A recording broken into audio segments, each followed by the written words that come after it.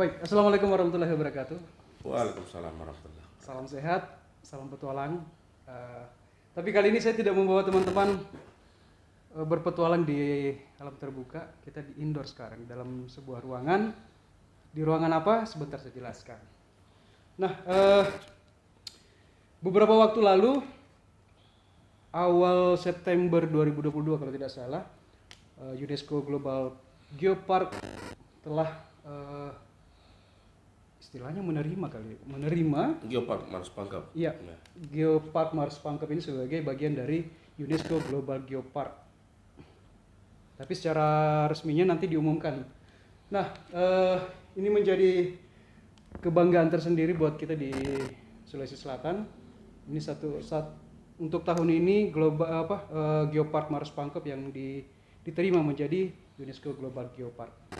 Seperti apa UNESCO Global Geopark dan Geopark itu sendiri? Sebentar kita akan bertanya-tanya. Di samping saya, narasumber saya kali ini yang punya, nah bilang siapa? Konyol yang punya yang punya Geopark. Jadi kita bincang-bincang santai saja. Beliau adalah General Manager dari Geopark Mars Pangkep, Bapak Dedi Irfan ST. ST-nya spesialis apa? Sarjana teknik. Maksudnya lebih ke Geologi. geologi. Iya, geologi. Saya sempat mencari informasi tentang beliau. Ahli geofisika. Dan sekarang menjabat sebagai Direktur PT Inovasi Benua Maritim. Masih sampai sekarang? Sudah. Oh. Berakhir, sudah berakhir. Sekarang masih di perusahaan sendiri PT Fat Timur Energi. Wah, ini kurang valid. Sebagai seismologis. Iya. Seismic Acquisition Oil Gas Exploration. Iya. Seperti apa itu? Jadi latar belakang pendidikan saya sebagai seorang geologis membawa saya menjadi menekuni spesialisasi di bidang lebih intens ke perminyakan. Jadi saya dulunya begitu selesai sudah masuk ke dunia eksploratif penambangan, dan kemudian karena saya cenderung untuk banyak belajar dan mau tahu tentang dunia perminyakan, eksplorasi perminyakan, maka akhirnya saya kemudian menceburkan diri dan bekerja di luar negeri kurang lebih hampir 9 tahun. Ya, jadi itu sebagai seorang seismologis. Ya, seismologis. Seismologis adalah orang yang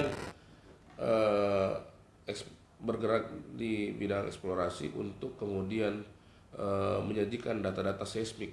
Data-data seismik adalah data yang digunakan untuk kemudian dalam salah satu metode untuk eksplorasi oil and gas, penemuan minyak yang dan familiar gas. di telinga kita kan seismograf.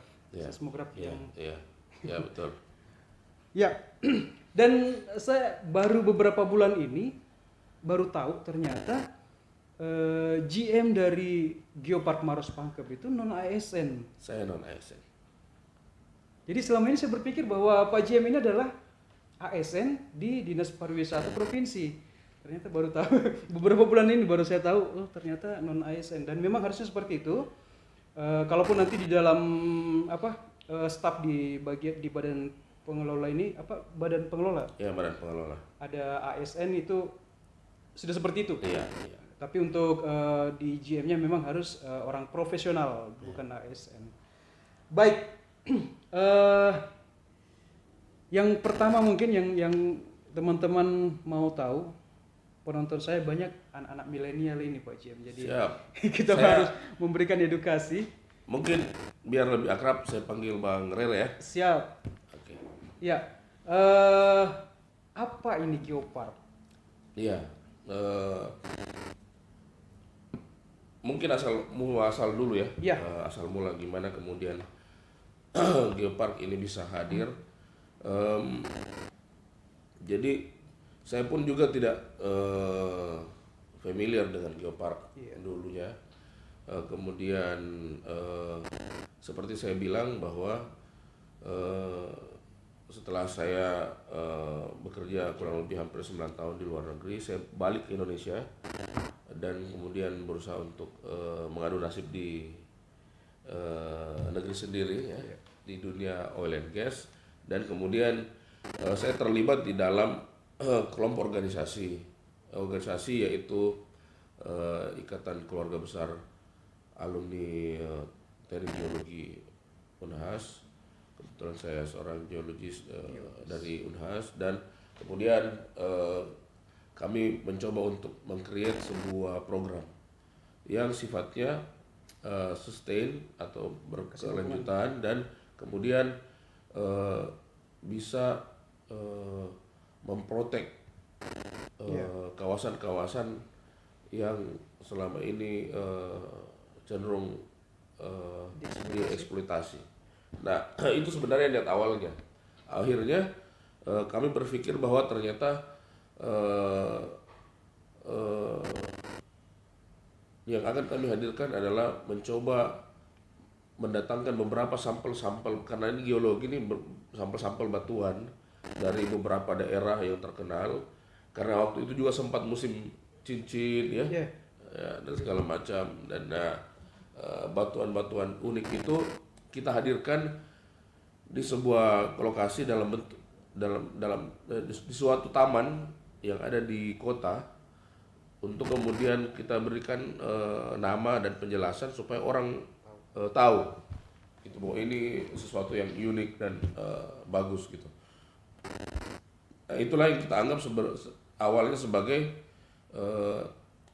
kita sebut dengan geopark atau taman yang memberikan informasi tentang geologi.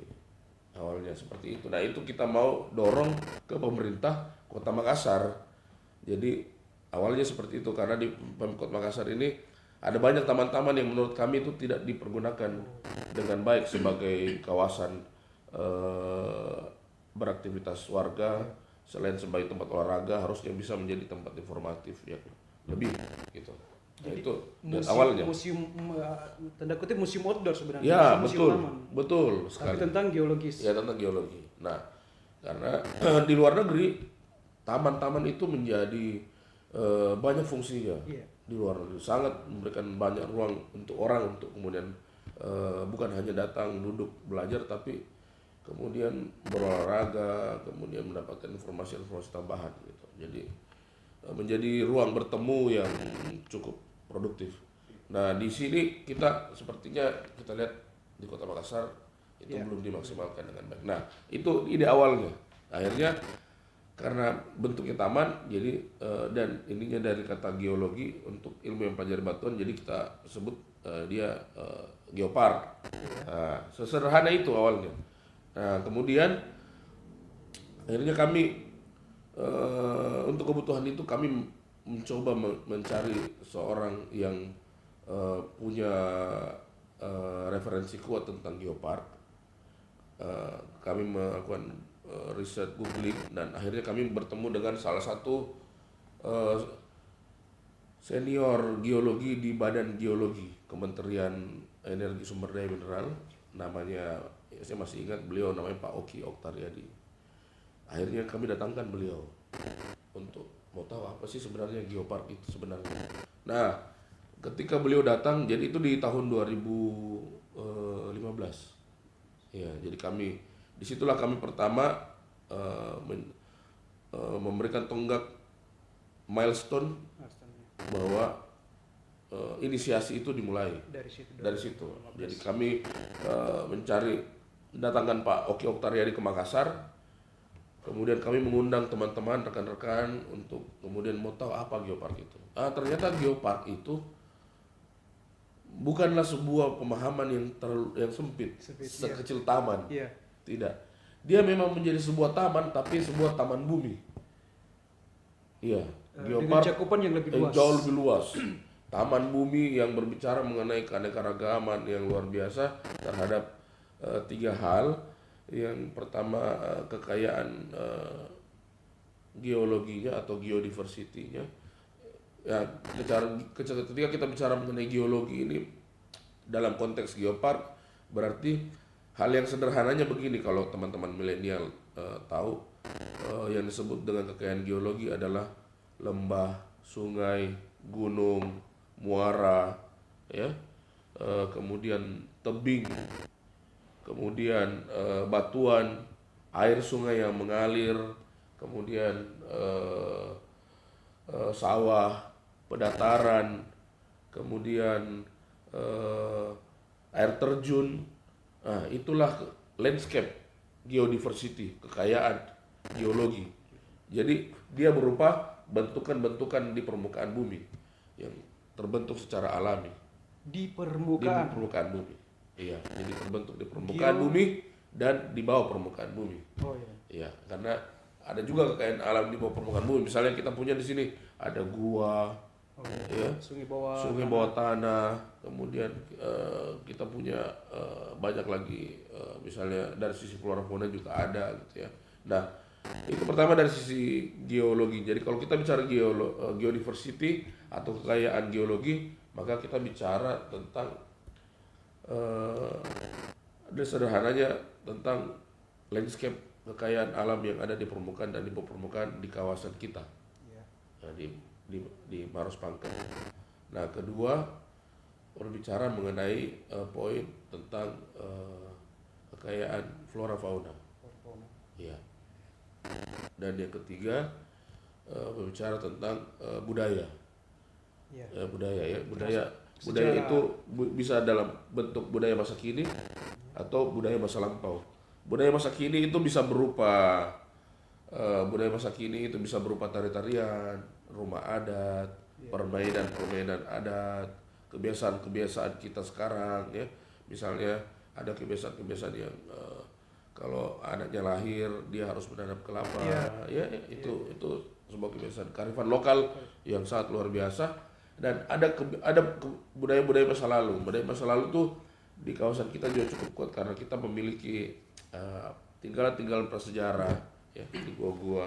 Nah, kurang lebih gambaran awalnya seperti itulah. Jadi berbicara geopark ternyata tidak sesederhana yang kami pikirkan, gitu. Nah, itu geopark ternyata berbicara mengenai 3 fundamental tadi: geodiversity, biodiversity, dan cultural diversity.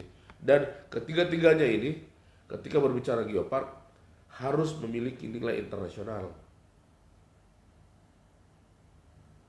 Ya, artinya bahwa nilai internasional yang dimaksud adalah bahwa kalau apa yang ada di daerah kita ini dari sisi geologi, flora fauna dan budaya disebandingkan dengan orang di tempat lain, dimanapun di belahan dunia ini, maka tidak ada samanya. Tidak ada samanya. Iya, tidak ada samanya.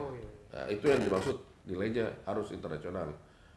Kalau dia mau jadi geopark kemudian nanti disebandingkan bahwa ternyata ada samanya, berarti tidak bisa. Begitu. Nah, nilai jualan kita di Geopark Maros Pangkep ini yang tidak sama sekali tidak dimiliki oleh belahan bumi lain. Jadi kalau ditanya kenapa kita maju jadi salah satu kandidat kawasan geopark, ya. Jadi geopark itu di kawasan khususnya Maros Pangkep ini karena ada beberapa poin penting yang menjadikan kawasan geopark Maros Pangkep ini menjadi tidak memiliki tandingan lah, unik dan memiliki nilai internasional dari sisi research, pendidikan, kemudian dari sisi edukasi, dan dari sisi konservasi. Yang pertama adalah bahwa kawasan landscape di dalam Maros Pangkep itu kita kenal dengan kawasan karst. Ya.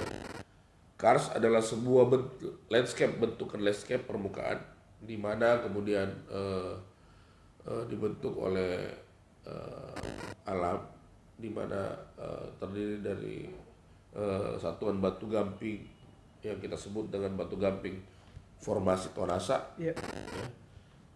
Karena kenapa dibilang formasi Tonasa? Karena tempat ada yang namanya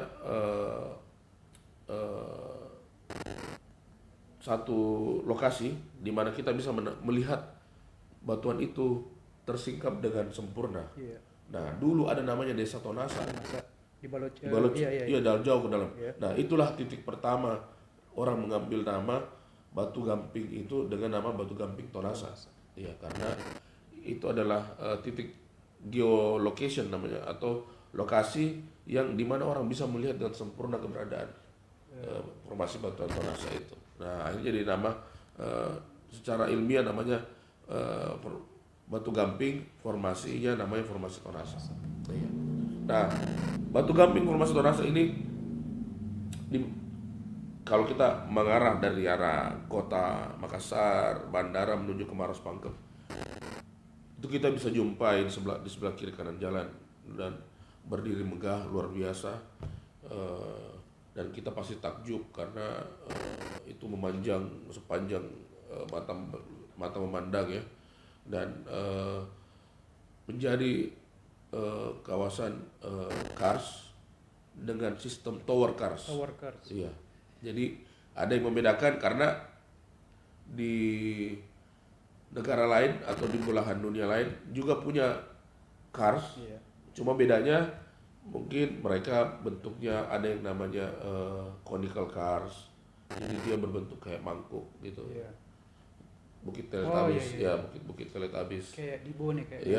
Ya itu di daerah Bone itu kars Tacipi. Ya itu kars juga. Iya. Tapi dia bentuknya seperti ini. Nah, itu berbeda.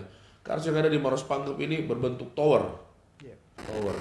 Jadi menara-menara tinggi yang kemudian menjulang, kemudian memanjang. Nah, makanya disebut landscape-nya tower cars. Nah, di dunia ini menjadi kawasan landscape tower cars terluas kedua di dunia. Iya. Jadi ketika berbicara geopark tadi dari sisi internasional, makanya kita akan berbicara terluas ya. Kemudian kedua, kita punya salah satu di dalam kawasan kars ini itu kemudian ditemukan dari sisi budaya misalnya, ya, ada lukisan dinding gua tertua di dunia. Jadi juga menjadi salah satu peninggalan yang luar biasa. Iya. Kemudian kita juga memiliki Si Base. iya, si Bese itu ya, umurnya kurang lebih 4.300. Iya, betul sekali. 7.200 tahun. 7.200 tahun menjadi salah satu fosil Manusia modern yang ditemukan di kawasan Maros Pangkep. Nah, kemudian kita juga punya The Kingdom of Butterfly, kerajaan kupu-kupu yang luar biasa. Kemudian kita punya jalur hidrologi terpanjang juga ya di Indonesia ya, kurang lebih 27 km namanya Salukangkalang. Kemudian kita juga punya Liang Putih pernah dinobatkan sebagai gua vertikal terdalam. Iya, gua vertikal terdalam. Sebelum ditemukan yang di Ternate. Betul sekali. Kemudian kita juga punya suku Bugis Makassar yang berdiam di dalam kawasan yang mempunyai adat istiadat yang luar biasa dengan keragaman budaya yang luar biasa. Kemudian kita flora fauna endemik yang hanya ada di kawasan Maros Pangkep. Itu kemudian menobatkan kita sebagai salah satu kandidat untuk maju jadi sangat percaya diri untuk menjadi bagian dari warisan dunia sebenarnya. Jadi kita maju menobatkan diri sebagai bagian dari warisan dunia. Ini yang penting. Kenapa geopark sebenarnya hanyalah sebuah status. Iya, geopark itu hanya status. Yang ada adalah kita kemudian mendeklarasikan ke dunia atas kekayaan alam yang kita miliki, supaya dunia juga ikut tahu. Kenapa? Karena kalau dunia ikut tahu, maka dunia ikut menjaga, dunia ikut melindungi. Bukan hanya kita kemudian yang bicara ketika ada suatu saat nanti di luar dari kawasan pertambangan tiba-tiba ada alat berat dan segala macam. Wah, yang mengkritisi itu bukan dunia, kita tidak bicara Makassar, Maros Pangkep. Orang-orang di seluruh dunia kan ikut berteriak karena ini menjadi kawasan warisan dunia, Pak. Nah, itu sebenarnya kenapa kita mau maju, karena saking kita tahunya bahwa kita punya potensi kekayaan yang luar biasa, kita expose supaya dunia tahu bahwa kita ini menjadi salah satu yang punya nilai tinggi dari sisi warisan internasional. Dan wajib, dan memang kita harus menjaga sama-sama. Iya, jaga sama-sama. Nah, kemudian Pak Jen, prosesnya berikutnya kemudian dari konsep yang kecil dari taman, kemudian ini ternyata melebar menjadi sebuah kawasan yang luas. Kemudian bagaimana mengusulkan atau diusulkan atau seperti apa prosesnya itu? Iya, jadi prosesnya itu adalah proses bottom up approach. Jadi karena waktu itu ya di tahun 2015 setelah ini, iya kita inisiasi, kita kemudian yang paling pertama adalah ketika proses inisiasi berjalan, kita mengajak semua pemangku kepentingan dulu untuk sama-sama aware, karena bicara mengenai geopark ini bicara mengenai pelibatan sebanyak mungkin stakeholder. Jadi kita ajak teman-teman Taman Nasional, kita ajak teman-teman BPCB, kita ajak teman-teman BKSDA, kita ajak teman-teman penggiat lingkungan, kita ajak pemerintah daerah, Maros Pangkep, dan pemerintah provinsi. Awalnya kita buat FGD nih. Jadi kita buat FGD secara berurut di tiap-tiap tempat untuk terlibat membahas mengenai ini. Nah, akhirnya setelah itu di 2016 kemudian Pak Sekda atas nama Gubernur Sulawesi Selatan mengirimkan surat ke pusat untuk mengajukan kandidat Geopark Maros Pangkep sebagai calon kandidat Geopark nasional dulu. Jadi dari kandidat lokal jadi nasional. Iya. Gitu. Jadi, kemudian ditetapkan, saya sempat baca di 2017 ditetapkan sebagai Geopark nasional. Di 2017 pemerintah pusat menetapkan kita sebagai Geopark nasional. Waktu itu di bulan November. Kemudian kenapa harus hanya Maros Pangkep? Iya. Kenapa harus berbicara Maros Pangkep? Karena poinnya sebenarnya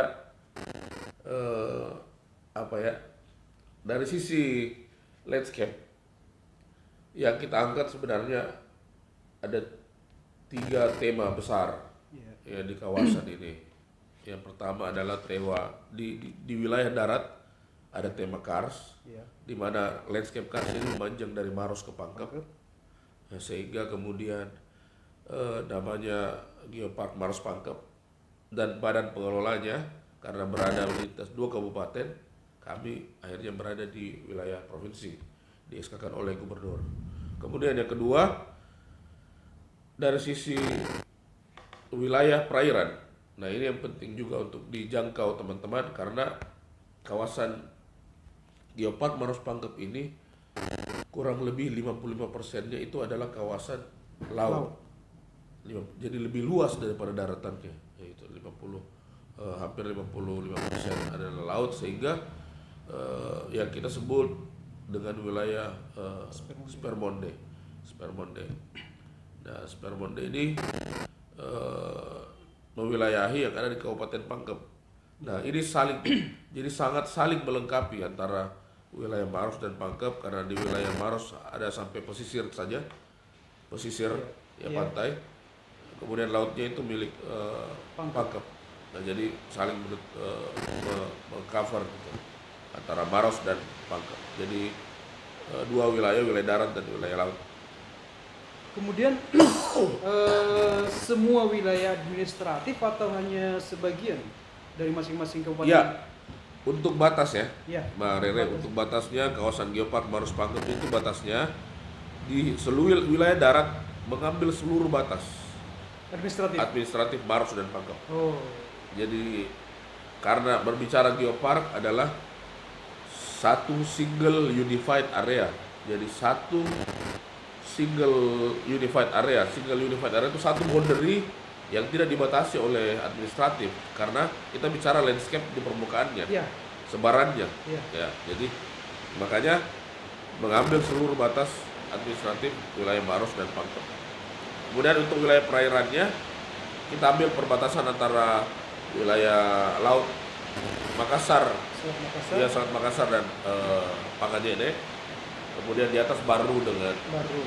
Pangajene. Kemudian kalau kita mengikuti sebenarnya Pangkep bisa sampai ke jauh sekali. Banjarmasin apa Iya, ke Batu arah Licin, Batu Licin segala macam. Tapi kita batasi hanya sampai di Kodingaring. Pulau Kapoposang. Pulau Kapoposang. Ya, Kapoposang sebagai pulau Terjauh. terluar ya, Terluar. dari kawasan Geopark Maros Pangkep. Gitu. Ada 31 site dari sebelumnya diusulkan 200 site. Iya, iya, betul. Jadi sebenarnya ketika berbicara konsep geopark, jadi nyambung saya pada saat kita inisiasi geopark, kemudian kita masuk ke proses geopark nasional. Ya. Pada saat kita di geopark kandidat geopark, kita kan harus mengirimkan dokumen, mensamping dokumen ke pusat, gitu, dengan melakukan inventarisasi potensi kawasan. Nah, awalnya kita mendapatkan kurang lebih hampir 200 titik potensi yang bisa dijadikan sebagai site. Namun kemudian pada saat kami maju menjadi National Geopark, kita sederhanakan menjadi 50 site saja. Dan pada saat maju menjadi UNESCO Global Geopark, kita hanya fokus di 31. Kenapa demikian? Karena kita di Badan Pengelola Geopark sadar betul bahwa ketika kita mengajukan satu titik site sebagai international site nantinya berstatus UNESCO, maka ada 3 hal yang harus dipenuhi. Pertama, atraksinya ada di tempat itu. Dan sisi pariwisata ya dulu ya. Iya, iya. Amenitasnya harus jelas, pasum pasos, musola, toilet, semuanya harus berstandar internasional. Dan yang ketiga, aksesibilitas. Jalannya harus ada tempat. Kalaupun jalannya jalan wisata, jalan pembatas, tapi harus ada pembatas, ada handrail, ada segala macam. Nah itu adalah sesuatu hal yang menurut saya agak sulit untuk kemudian diwujudkan langsung 200 dan harus langsung ada kan. Ses saja gitu. Jadi makanya kita ambil dulu 31 dan kita utamakan dulu site-site yang memang tidak dimulai dari nol, tidak mulai dari kosongan. Sudah berjalan. Misalnya kawasan TWA Bantimurung. Dari dia menjadi masuk site bukan karena pariwisatanya sebenarnya, karena di dalamnya itu ada landscape 3 komponen tadi, secara geodiversity, biodiversity, dan culturalnya ada di situ. Culturalnya Bantimurung apa? Kita bicara tidak mengenai bahwa ada orang yang tinggal menunggu suhu, tapi ada cerita, legenda tentang Toakala. Ya kan? Nah, itu adalah cerita budayanya. Jadi, nah, makanya kita tetapkan dia sebagai satu site. Nah, tapi bukan berarti bahwa kami meninggalkan Bantimurung, tidak. Justru kami terus mengejar Bantimurung supaya dia menjadi satu site yang menjadi contoh untuk semua site. Bantimurung, Leang-Leang, misalnya, itu adalah contoh site-site yang sudah hampir lebih sempurna ya dari semua sisi aspek. Oke. Kemudian akhirnya kita menjadi, nanti diresmikan pada kapan? Ya, Geopark Maros Pangkep ini kemudian kita akan ditetapkan sebagai UNESCO Global Geopark dalam sidang PBB di bulan Maret 2023 yang akan datang. Setelah sebelumnya di Indonesia adalah Babel kalau nggak salah. Ya, Belitung. ya betul. Di Indonesia sendiri sudah ada berapa yang sudah masuk UNESCO? Di Indonesia sekarang ada 6, ya. Ada UNESCO Global Geopark yang pertama itu Batur. Batur, yang paling tua Bali. ya di Bali. Kemudian UNESCO Global Geopark Gunung Sewu. Gunung Sewu ada di tiga, ini agak ribet juga Iya. karena lokasinya mengcover tiga provinsi, Oh, 3 provinsi ya. tiga kabupaten. Iya, iya. Iya, yang berbeda di setiap provinsi kan. Iya. Jadi melibatkan berarti 3 gubernur, 3 bupati. Karena landscape-nya semuanya begitu kan. Iya, iya. Jadi beda. Gunung Batur, Batur ini ada di satu kecamatan. Iya. Otomatis di satu kabupaten. Iya, jadi pengambil kebijakan tertinggi di situ Pak Bupati. Iya. Kalau yang Gunung Sewu ini, wah ribet ini karena tiga gubernur kecil. kumpul Iya. baru bisa ambil keputusan. GM-nya pasti lebih pusing lagi. Kalau di sini kan kita 2 bupati, 1 gubernur ya. Jadi ya koordinasi alhamdulillah sangat lancar lah. Kemudian ada Geopark Ciletu Pelabuhan Ratu Oh, Pelabuhan Ratu. di Jawa Barat. Jawa Barat. Kemudian ada Geopark Rinjani. Rinjani. Kemudian ada Geopark Toba di Sumatera. Oh ya, Toba. Iya. Dan ada Geopark Belitung Belitung yang terakhir. kemarin. Ya, nah, jadi Tahun ini katanya ada 2 yang diusulkan dari Indonesia. Kita sama Ijen, Geopark Ijen, Banyuwangi. Banyuwangi. Ya. Dan alhamdulillah kita yang lolos. Ya, alhamdulillah. Geopark dua-duanya lolos, Geopark Maros Pangkep dan Geopark Banyuwangi Ijen, dua-duanya lolos. Jadi ada 2 tambahan Geopark. Nah, pertanyaan selanjutnya mungkin dampaknya ke depan. Ya baik dampak sosial, dampak pariwisata dan ya pastinya pasti akan lebih baik. Tapi kira-kira gambarannya seperti apa, Pak? Kalau kita sudah masuk di UNESCO Global Geopark, selain yang tadi misalnya advokasi itu kan pasti Iya. secara otomatis. Ya. Dampak lain misalnya dampak sosial. Ya. Yang pertama tadi secara otomatis ya pastilah kita kalau bicara branding UNESCO Ya. dari sisi promosi Ya. kawasan kita ini pasti akan diperkenalkan oleh mereka sebagai bagian dari destinasi dunia. Artinya ketika berbicara destinasi dunia itu tadi yang saya takutkan, tidak gampang kita bawa ini bro 30 site tiba-tiba jadi destinasi dunia kan. Ya. Apalagi tadi Standar, ada standar. Iya, ada standar yang harus dipenuhi. Jangankan yang toilet Toilet saja. saja. Toiletnya itu harus internasional, bro. Dan dari 31 ini hanya baru Bantimurung yang standar internasional. Karena kenapa dibilang standar nasional? Pertama, ada tempat menyusui ibu. Itu kan ada tuh di Iya. Bantimurung ya. Iya. Terus ada untuk orang disabilitas, itu yang penting. Itu yang penting. Kemudian di sepanjang jalur di dalam kawasan Bantimurung sudah ada untuk disabilitas. Ini sudah ada. Ya. Terus kemudian karena mereka juga butuh untuk rekreasi, bro. Jadi, nah internasionalnya itu standarnya ya itu. Kemudian ada namanya TIC-nya. Begitu masuk ada gerbang. Yeah. Ada gerbangnya. Ini pemenuhan sebuah site ya. Kita bicara site apa yang harus ada gerbangnya. Ada Tourist Information Center. TIC-nya harus jelas. Itu. Kemudian atraksinya apa? Atraksinya air terjun, kupu-kupu, apa dan segala macam. Terus apa pelibatan masyarakat di situ?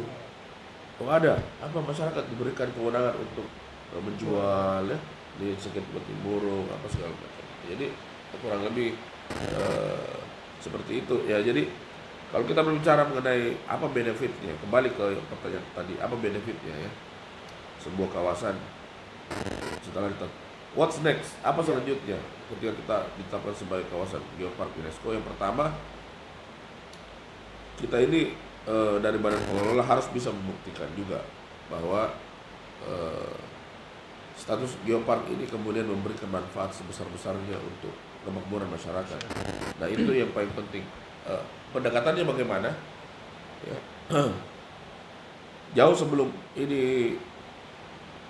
kemudian kita tetapkan sebagai UNESCO, Badan Pengelola Geopark, teman-teman, sekiranya kita bekerja dengan sebuah program-program. Kemudian pertama bagaimana kemudian mengajak pengelola di setiap site itu untuk menjadi pemandu wisata. Itu kami sertifikasi mereka. Dan sertifikasinya itu sertifikasi nasional kementerian Parekraf. Jadi mereka terregister sebagai pemandu geowisata. Geowisata. Geowisata. Lebih spesifik. Lebih spesifik. Akhirnya apa? Pada saat ada kunjungan yang khusus geopark yang mau menjelaskan tentang ini mereka bisa, masyarakat lokal ini bisa membantu. Tentu itu akan menambah income-nya mereka. Yang kedua,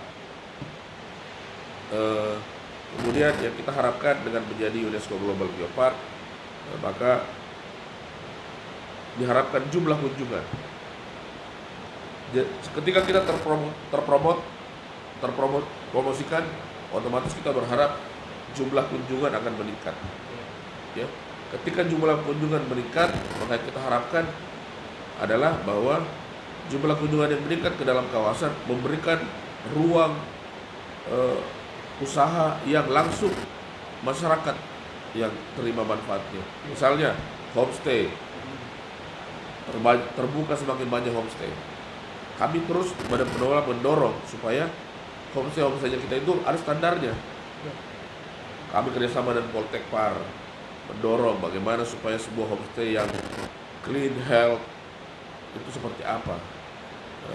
Kita duplikasi kalau ada misalnya satu contoh, diduplikasi ke tempat-tempat lain. Homestay. Kemudian kedua adalah bagaimana masyarakat mengidentifikasi potensi lokal yang mereka punya dari sisi kuliner, sehingga menghasilkan produk-produk lokal yang kemudian menjadi buah tangan atau oleh-oleh misalnya, seperti itu. Sehingga kalau itu ada, itu juga akan menambah manfaat dari putaran ekonomi lebih cepat. Iya, kurang lebih seperti itu. Hal-hal mendasar. Kemudian kita bermitra dengan rumah makan, restoran yang ada di dalam kawasan geopark. Kita bermitra. Karena kalau ada turis dan segala macam, kita ajak untuk mereka datang ke tempat yang kita sudah standarisasi. Ini boleh ke situ? Boleh ke situ. Karena standarnya sudah terpenuhi. Gitu. Makanya pada saat ada pelatihan-pelatihan, geopark memanggil mereka. Kita standarisasi. Nanti di restoran mereka terpasang mitra geopark. Artinya apa? Bahwa mereka mitra geoparknya terstandarisasi. Sudah memenuhi standar. Iya, dari sisi produk. Gitu. Kurang lebih begitulah. Nah, terjawab pertanyaan sebelum sudah terjawab bahwa pelibatan masyarakat sudah jelas. Pelibatan masyarakat sudah jelas. Kemudian apa lagi ya? Nah, manfaat kedepannya yang perlu untuk anak-anak muda sekarang mungkin saja. Kita sudah ketika kita sudah diterima menjadi UNESCO Global Geopark. Bagaimana pelibatan anak-anak muda? Bagaimana mereka melibatkan diri di sini? Jadi Bang Rere, Geopark ini tuh adalah kalau kita lihat mulai dari pucuk atasnya, dia itu adalah satu program dari bagian dari UNESCO, di mana UNESCO itu bernaung di bawah, adalah salah satu badan di bawah PBB, ya, yang kemudian isu yang paling berkembang adalah mengenai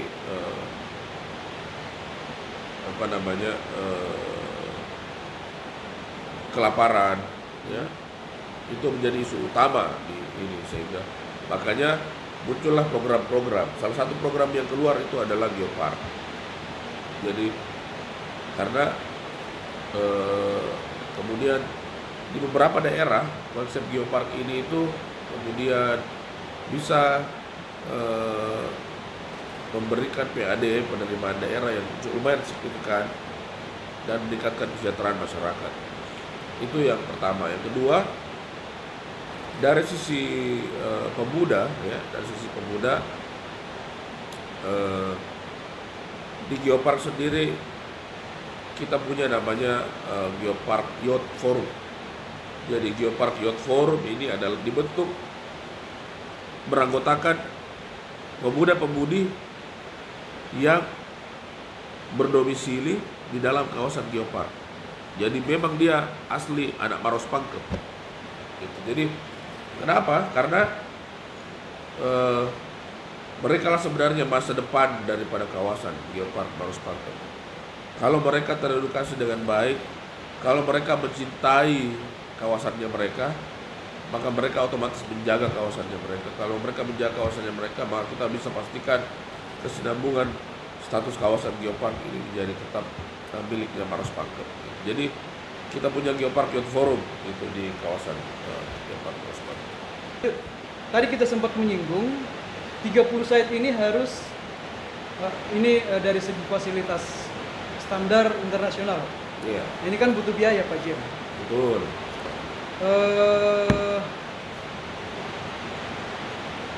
Operasional dari badan pengelola ini seperti apa? Ini kan otomatis tidak ada pemasukan, tapi pengeluaran banyak. Seperti apa? Jadi apa namanya?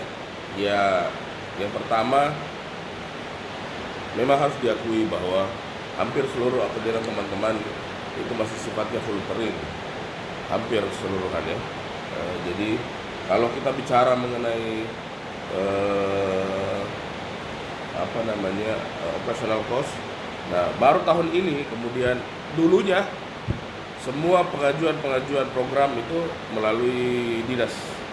Jadi pengajuan program, kegiatan-kegiatan, event itu kami ajukan melalui dinas, baik di provinsi atau kabupaten kota. Kemudian kami juga dibantu melalui anggota dewan, melalui dana sinergitas dan segala macam. CK Iya, dana sinergitas. Kemudian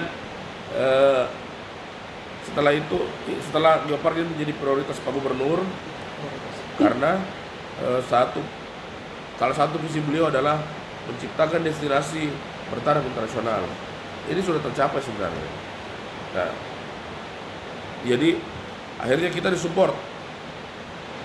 Jadi dulunya mungkin bisa dibilang kalau kita ajukan program, ya kadang ditolak, kadang diterima, gitu. Kadang malah tidak ada sama sekali program yang bisa kita kerjakan.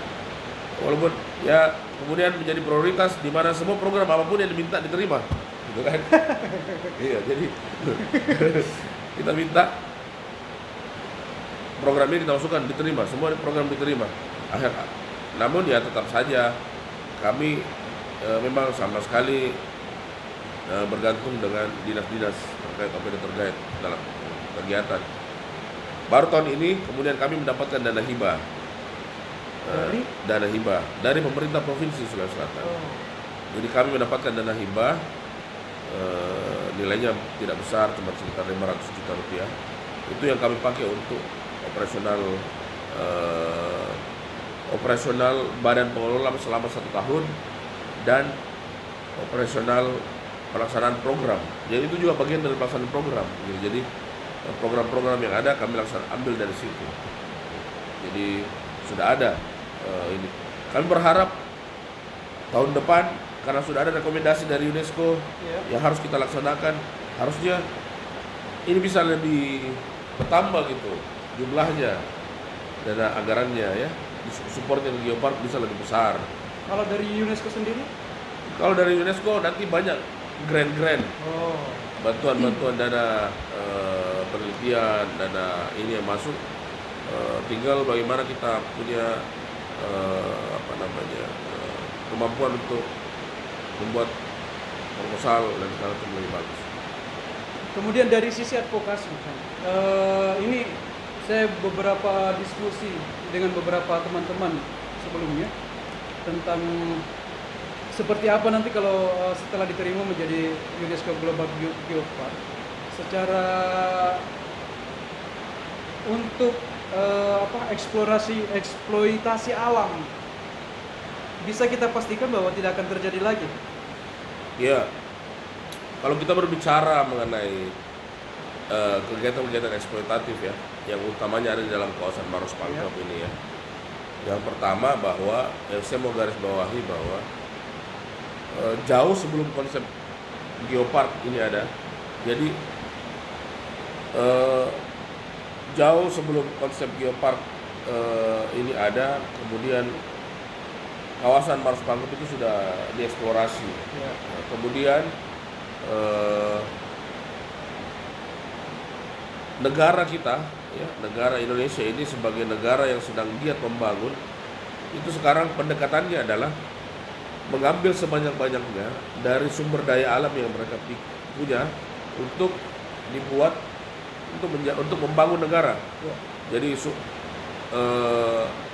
jalan tol, jembatan segala macam, gedung-gedung tinggi, akses fasilitas segala macam itu dari resources yang kita punya, sumber daya alam yang kita punya. Nah, belakangan itu kita baru sadar, terlambat sadar sebenarnya, bahwa ada pendekatan di mana kita tidak menghabiskan sumber daya alam yang kita punya, tapi kita tetap bisa membangun. Nah, geopark itu adalah salah satu konsep yang menawarkan itu. Gitu. Jadi geopark kemudian adalah konsep yang memberikan ruang bahwa kita boleh tetap menambang, ya, untuk kebutuhan kesejahteraan masyarakat juga, untuk kebutuhan kita, tapi pada batasan-batasan tertentu, pada wilayah pertambangan yang sudah aktif, tidak kemudian serampangan, menambang serampangan, kemudian tidak ada lagi izin-izin penambangan baru yang diloloskan begitu saja tanpa ada kaidah-kaidah riset dan kajian terlebih dahulu. Jadi itu tidak akan terjadi lagi. Jadi tapi keberadaan misalnya dua tambang besar, ya, ada PT Semen Tonasa, kita sebut saja, ya, Semen Tonasa dan PT Semen Bosowa yang mau menjadi 3 roda, ya, namanya sekarang itu, Badan Pengelola Geopark dengan kedua pabrik semen ini kita berkomunikasi sangat baik. Mereka bahkan memahami betul bahwa Geopark ini adalah program pemerintah. Mereka juga ini adalah bagian dari pemerintah.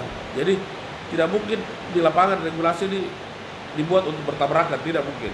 Jadi mereka pahami, kami juga pahami itu. Dan yang kami lakukan adalah bagaimana mengajak mereka itu untuk kemudian bisa lebih memahami tanggung jawab mereka terhadap lingkungan. Itu yang poin pertama.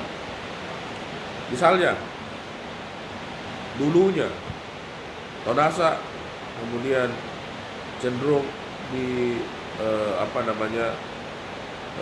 tertutup untuk ini. Kami ajak Tonasa bahwa di dalam konsep geopark ada 3: edukasi, kemudian konservasi dan pemberdayaan masyarakat. Edukasinya adalah boleh saja kemudian nanti Tonasa mengajak kemudian anak-anak sekolah dari kawasan Maros Pangkep, kita berwisata, masuk ke dalam kawasan pabrik gitu, diajari mereka begini cara pembuatan semen, tapi dengan standar yang harus dipenuhi, safety dan segala macam, ya, tentunya. Itu misalnya satu itu menjadi satu paket wisata yang bisa dijual. Kemudian yang kedua, Tonasa bisa memperlihatkan kepada publik bagaimana mereka kemudian, atau Bosowa, bagaimana kemudian mereka membuat sebuah konsep penambangan yang green mining, yang konsepnya penambangan hijau. Green mining itu artinya bahwa konsep-konsep penambangannya mengedepankan proses-proses yang ramah lingkungan, misalnya. Itu juga bisa kemudian kita dampingi. Jadi saya kira itu, tapi kita bisa menjamin bahwa tentu ketika ini menjadi warisan dunia, ketika dia menjadi, yang harus kita sadari bahwa ketika kita menyerahkan warisan yang kita punya ini bukan hanya menjadi warisan yang Maros dan Pangkep, tapi menjadi bagian dari warisan dunia, maka sudah pasti bahwa ketika ada orang yang mau datang berinvestasi dan masuk di kawasan Maros Pangkep, mereka berhitung 10 kali, Pak, dibandingkan dulu. Dia sudah tahu ini status geopark, ya. Terus dia bilang saya mau bikin pabrik di dalam pabrik semen atau marmer misalnya, ya, yang baru, ya. Mereka pikir bagaimana menjadi nanti saya yang hakimi mereka dunia, Pak. Ya, secara otomatis memang geopark ini menjadi tameng. Iya. Geopark akan menjadi sebuah pagar lah ya, eh, dalam artian status yang membantu masyarakat. Tapi kemudian ada hal yang lebih penting daripada itu juga Bang Rene, bahwa kita ini ketika kita sudah melarang orang menambang, nggak boleh menambang sana sini, tapi kita tidak menyelesaikan masalah perutnya masyarakat. Bagaimana kesejahteraan masyarakat? Wah, ini yang masalah Pak. Betul. Nah, kita juga ini kan makanya ada pemerintah daerah, nah, keterlibatan Pemprov, pemerintah kabupaten, Pak Bupati Maros, Bupati Pangkep, Ibu Wakil Bupati Maros dan Pangkep yang sangat mendorong konsep geopark ini. Itu sebenarnya justru kemudian memberikan ruang-ruang baru untuk sisi pemberdayaan. Ini yang penting. Pemberdayaan itu justru begitu harusnya nanti kita bisa mendapatkan grafik bahwa jumlah illegal mining misalnya menurun drastis dan jumlah pemberdayaan itu naik drastis. Itu baru kelihatan bahwa konsep geopark ini bekerja. Gitu. Jadi konsep geopark bekerja di situ. Jadi pemberdayaan masyarakat, pemberdayaan perempuan, wanita, pemberdayaan bagaimana kemudian nanti kami mendorong muncul yang namanya program Geopark Go to School, School Go to Geopark. Bagaimana kemudian anak-anak sekolah ini menjadi duta Geopark. Jadi setiap sekolah ada duta Geopark. Iya, jadi tapi dari kawasan Maros dan Pangkep, khusus Maros Pangkep. Itulah istimewanya kita, Maros Pangkep. Jadi kenapa? Karena ketika ada kunjungan yang datang nanti dari luar, SD, SMP, SMA, makanya kalau yang datang anak SD, maka yang datang itu yang mendampingi mereka adalah ambasador anak SD. Gitu. Dia akan bercerita bahwa dia nyambung, itu yang namanya tutor sebaya. Gitu. Dia akan bercerita betapa bangganya dia dengan kampung halamannya. Gitu. Dia tidak lagi kemudian bercerita bahwa Monas dulu di sana bagaimana, ketika dia keluar negeri bercerita ke teman-temannya, tapi dia bercerita justru kepada teman sebayanya bagaimana rasa kecintaan dan kebanggaannya terhadap tanah kelahirannya, halaman rumahnya. Gitu. Dia bercerita bahwa di sini Jitjes ada yang namanya burung rangkong sama buku. Ada begini-begini, di sini banyak spesies dan segala macam begini. Dia ceritakan bagaimana legenda Toakala. Dia bisa menceritakan dengan baik bagaimana kemudian air terjun itu ada. Dan dia berceritakan bahwa ini gunung-gunung kapur ini umurnya 50 juta tahun yang lalu terbentuk. Itu kan sesuatu hal yang luar biasa. Ketika orang sudah menjaga halaman rumahnya sendiri, maka insya Allah berarti kita sudah bisa memastikan bahwa tidak akan ada lagi perusakan di dalam, karena dia sudah tahu untuk bahwa ini bisa, ini tidak. Itu kurang lebih. Baik, yang terakhir mungkin harapan.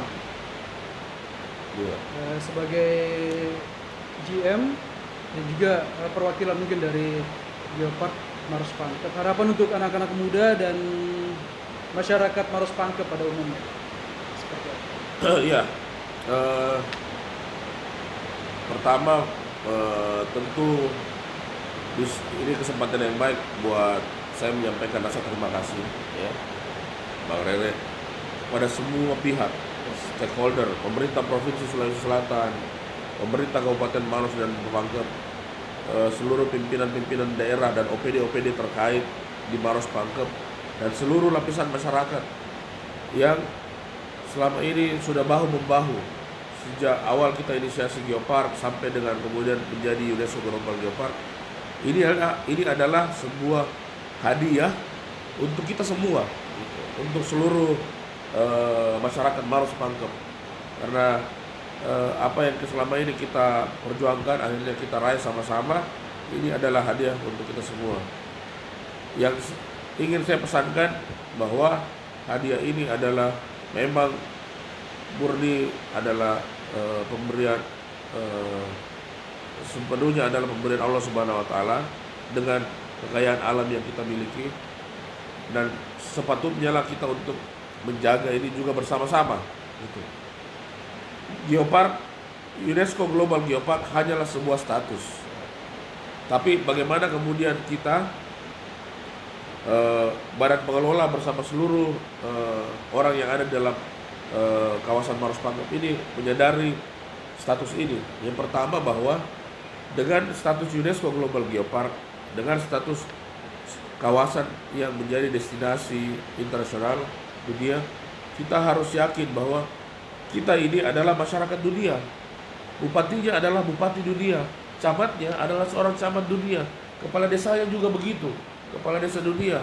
Jadi mereka harus, artinya apa? Mindset, keterbukaan, informasi, keramah tamahan, itu harus kita tunjukkan sebagai tuan rumah. Kita harus siap betul-betul untuk menerima tamu-tamu lain dari belahan dunia datang berkunjung ke Maros Pangkep. Mereka mau lihat sekeren apa ini Maros Pangkep. Bagaimana kita di sini? Tapi kita harus siap. Siap bukan hanya secara ini, tapi sumber daya manusia harus siap. Sumber daya manusia yang siap adalah sumber daya manusia yang kemudian bisa mengambil peran strategis. Ketika jangan sampai kemudian kita bekerja bersama, begitu kemudian kesempatan datang, peluang datang, yang ambil adalah orang-orang di luar kawasan Maros Pangkep. Itu kan bukan sesuatu yang kita harapkan. Jadi pemain, jangan jadi penonton. Jadi pemain, jangan jadi penonton. Itu yang kita harapkan.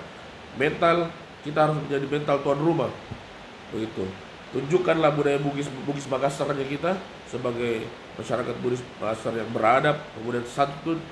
Tunjukkan kepada dunia bahwa inilah kawasan kami, kawasan Bugis Makassar, kawasan yang kami jaga sebagai bagian daripada dunia. Nah, itu yang kita sadari sebagai masyarakat dunia, sebagai bagian daripada peradaban. Menjaga Maros Pangkep adalah bagian daripada menjaga peradaban dunia. Nah, kemudian yang tentu yang poin penting yang mau saya sampaikan juga bahwa di dalam kawasan ini banyak hal yang sifatnya internasional. Ya. Kebanggaan ini kemudian harus menjadi kebanggaan kita bersama, di mana kita harus memastikan bahwa orang-orang yang datang berkunjung itu kemudian juga memperhatikan kaidah-kaidah mengunjungi sebuah kawasan mengenai sampah, ya, hal-hal yang sederhana itu, menjaga sampah, kemudian tidak membuang sampah sembarangan. Ditambah lagi kearifan lokal. Kita munculkan semuanya. Kita munculkan semuanya yang namanya pasir drilling yang ada kemudian di daerah kampung di Rambang-Rambang yang di bagian dalam. Kampung Berua pasir drilling. Kemudian kita munculkan di mana-mana anak sekolah yang dengan ada lagi permainan dende, tari-tarian. Nah, yang harus kita set up adalah bagaimana atraksi-atraksi ini itu sifatnya konsisten, ada terus. Karena itulah yang terjadi di destinasi-destinasi seperti di Bali. Ketika orang mau datang ke mana, nonton tari kecak, sudah ketahuan, ya kan, Bang, jam sekian sudah ada jam sekian. Nah, itu yang sekarang kita harus mulai terapkan di Maros Pangkep. Ini yang belum terjadi selama ini. Ada orang baru kita bikin. Harusnya mestinya tidak ada orang ketika jadwalnya main. Nah, kita bikin itu. Kita harus mulai. Saya mengajak seluruh seluruh rekan-rekan, teman-teman JJS, teman-teman komunitas JJS, teman-teman komunitas pariwisata, Genpi, ya, semua. Ayo kita hidupkan atraksi-atraksi di setiap site. Karena ketika atraksi ini ada, itu orang akan berkunjung-kunjung, datang, jumlahnya akan semakin banyak karena dari cerita ke cerita. Ada tahu di sana jelas gitu, setiap tanggal sekian ada Pak Raga. Dan tanggal sekian ada ini, bisa saja. Nah, apa yang harus disiapkan ketika ini sudah siap? Tugas Badan Pengelola adalah mendorong pemerintah daerah mempersiapkan infrastrukturnya. Bangunkan kita Pak Bupati tempat pusat pertunjukan di setiap site. Jadi setiap orang pertunjukan ada tempatnya. Ada sanggarnya. Itu. Nah, itu yang kita mau dorong. Jadi tinggal ini yang menurut saya perlu. Kalau atraksi alamnya tidak ada Mikaala. Tinggal bagaimana atraksi tambahan ini menjadi penting.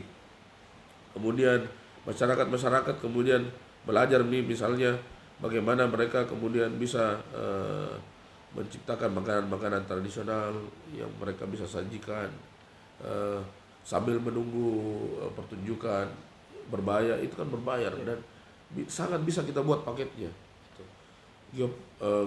Jadi tidak menutup kemungkinan bahwa teman-teman pelaku-pelaku pariwisata mengambil peluang-peluang ini bersama-sama.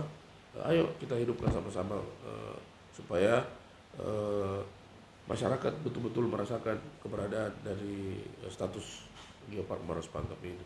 Dan yang terakhir, kegiatan kita berharap bahwa semakin banyak event. Event-event yang dilaksanakan di dalam kawasan Geopark Maros Pangkep, baik event untuk penerangan kawasan ataupun event untuk betul-betul mendatangkan turis-turis dari luar negeri yang lebih banyak. Kemudian tentu dengan posisi setiap event adalah zero waste, tanpa sampah. Saya kira begitu. Ya, hampir 1 jam kita ngobrol, Pak Jem. Mungkin itu saja dulu, teman-teman. Masih banyak sebenarnya pertanyaan-pertanyaan yang muncul di kepala, tapi kita simpan. Karena nanti kita akan berkeliling di 31 site. Nanti kita akan berkeliling di 31 site. Kita bikin ulasan-ulasan di masing-masing site tersebut. Mudah-mudahan seperti ajakan Pak Jem tadi, ayo kita sama-sama mengambil peran. Panggung sudah diberikan kepada kita. Di rumah kita sendiri, tidak perlu jauh-jauh kemana-mana. Silakan ambil peran, ayo jadi pemain, jangan jadi penonton. Terima kasih Pak Jem. Siap. Assalamualaikum warahmatullahi wabarakatuh. Waalaikumsalam warahmatullahi wabarakatuh.